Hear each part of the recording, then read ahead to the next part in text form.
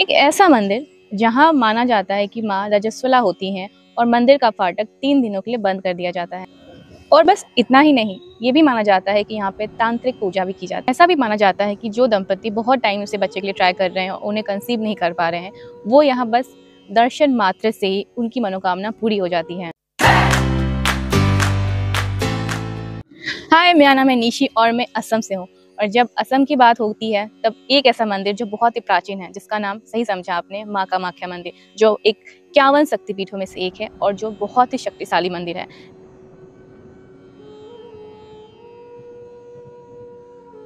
तो कामाख्या मंदिर का जो वर्णन मिलता है वो आपको कालिका पुराण में मिलता है।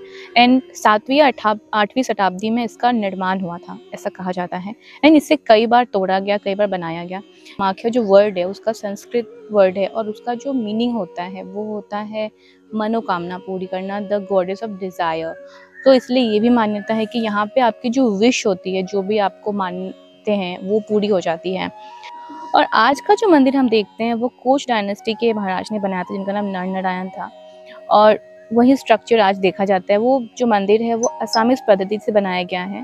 यहाँ पे तांत्रिक पूजा की जाती है और मंदिर का जो सुबह फाटक खुलता है उससे पहले माँ को बलि दी जाती है और उसके बाद तांत्रिक पूजा होने के बाद यह मंदिर बाकी लोगों के लिए खुला जाता है।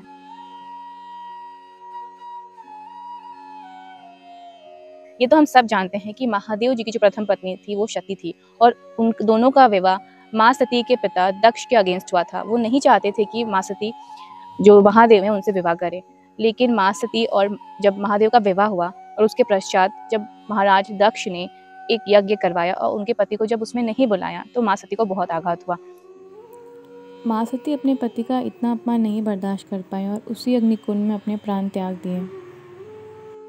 और जब माँ सती ने अपने प्राण त्याग दिए तब महादेव जी को बहुत गुस्सा आया और उन्होंने दक्ष का जो सर था वो घर से अलग कर दिया और माँ सती की जो मृतदेह था उसको लेके वो घूमने लगे। तब विष्णु भगवान जी को ये रियलाइज हुआ कि नहीं, महादेव जी की और भी रिस्पॉन्सिबिलिटी है। तब उन्होंने क्या करा कि माँ सती का जो मृतदेह था उसको अपने सुदर्शन चक्र से वो काटते गए। एंड जहाँ जहाँ उनके शरीर के अंग गिरे उसने हम 51 शक्तिपीठ कहते हैं। और नीलाचल पहाड़ पे जो गिरा है वह है माँ का योनि अंग।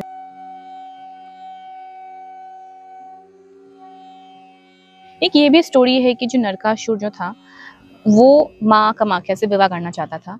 एंड जब उसने माँ कामाख्या को पूछा विवाह के लिए तो उन्होंने कहा कि, उन्होंने मना नहीं किया, उन्होंने कहा कि अगर तुम जो जब पहाड़ के नीचे का जो हिस्सा है वहां से अगर तुम मेरे मंदिर तक सीढ़ियां बना दो एक ही रात में तो मैं तुमसे विवाह कर लूंगी। और क्योंकि नरकासुर बहुत ही पावरफुल था और उसके पास बहुत विशाल सेना थी तो उसने क्या किया, वो रास्ता बनाना स्टार्ट कर दिया। एंड ऐसा जब माँ कामाख्या को लगा कि नहीं, अब ये रास्ता कंप्लीट होने वाला है, तो उन्होंने एक मुर्गे को बोला कि तुम वाघ दे दो, क्योंकि उस टाइम में मॉर्निंग होने का मतलब ये था कि अगर मुर्गे ने वाघ वाघ दे दिया तो मॉर्निंग हो गई। तो मुर्गे ने वैसे ही किया। एंड तब नरकासुर को लगा कि मैं तो हार गया हूँ, फिर वो चला गया वहां से। बाद में उसको ये रियलाइज हुआ कि नहीं, मेरे साथ धोखा हुआ है। और उस टाइम पे उसने क्या करा कि उस मुर्गे को मारने के लिए दौड़ा। और वो जगह आज भी वहाँ पे है जिसे हम कुकुर काटा के नाम से जानते हैं। और वो जो रास्ते की बात की जाती है जो कि अधूरा रास्ता है, वो भी आपको वहाँ उस पहाड़ पे देखने मिलता है आज भी।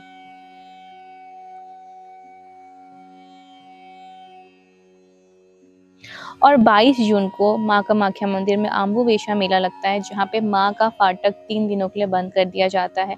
और फिर 26 जून को फिर वो फाटक फिर खुलता है। तो उस समय लोग आते हैं वहाँ पे दर्शन करने के लिए, पर जो मेन जो माँ का फाटक होता है वह बंद रहता है। मतलब आप गर्भगृह में नहीं जा सकते।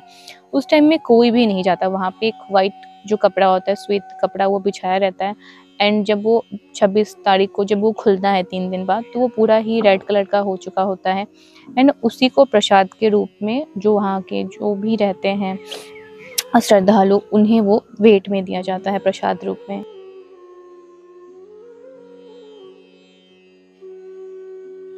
और ऐसा माना जाता है कि जो कपल्स बहुत टाइम के बाद भी, बहुत कोशिश करने के बाद में भी अगर बच्चा कंसीव नहीं कर पाते हैं या फिर इनफर्टिलिटी से जूझ रहे होते हैं, तो वो माँ कामाख्या के यहाँ पे आते हैं। एंड उनके आशीर्वाद से they are able to conceive.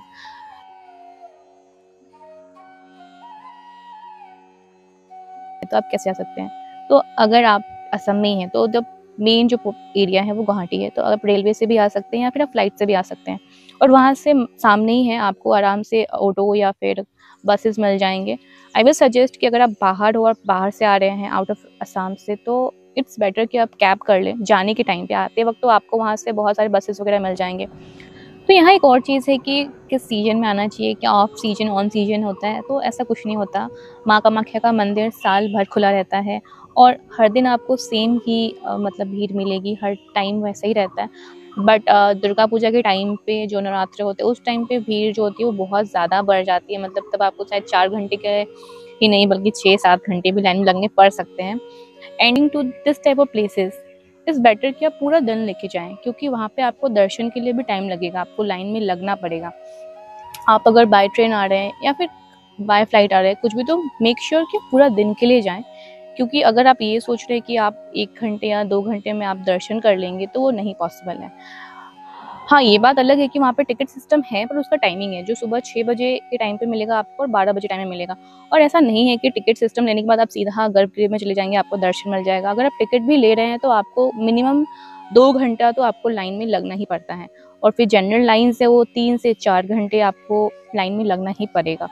और यहाँ पे एक पॉइंट मैं बोलना चाहूँगी कि देखिए, ये जो प्लेसेस होते हैं ना, जो मंदिर वगैरह होते हैं, तो यहाँ की एनर्जी बहुत अलग होती है। मैं खुद भी गई हुई हूँ एंड आई रियली फील कि दर्शन से ज़्यादा ज़रूरी जो चीज़ होती है वो होती है उस जगह पे बैठ के वहाँ की एनर्जी को एब्जॉर्ब करना। तो इसलिए मैंने आपसे ये कहा कि आप पूरा दिन लेके चाहिए, क्योंकि दर्शन करने के बाद आप वहाँ जब बैठ के जो आपको सुकून मिलेगा ना, वो आपकी एनर्जी को बहुत ज़्यादा बढ़ा देता है।